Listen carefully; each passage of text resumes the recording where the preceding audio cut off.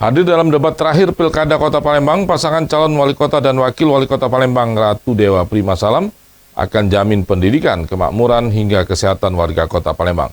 Paslon nomor urut 2 ini juga optimis mengatasi banjir di Bumi Sriwijaya.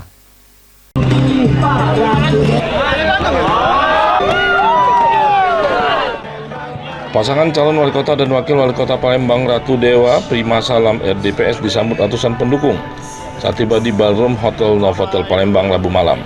Calon wali kota Palembang Ratu Dewa dalam debat terakhir menyampaikan bahwa saat ini kemakmuran masyarakat Kota Palembang harus benar-benar fokus. Ratu Dewa menyebut bahwa beberapa masyarakat yang telah ditemui langsung sempat membuat dirinya menahan air mata dengan kondisi yang dinilai sangat memprihatinkan.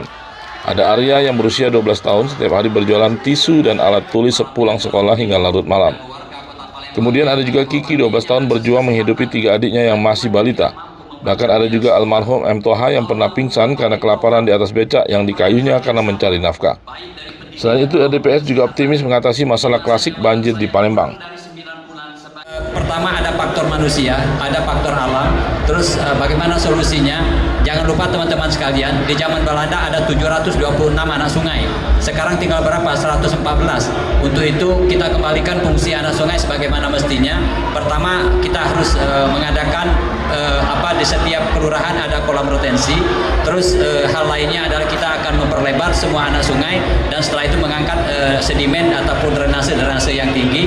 Di samping itu kita juga mengedukasi masyarakat agar tidak membuang sampah sembarangan. Salah satu program RDPS yakni Palembang Sehat mulai dari makanan bergizi untuk anak-anak, kesehatan untuk ibu-ibu hamil, jaminan kesehatan untuk para lansia. Dari Palembang, Bambang Irawan Ainus melaporkan.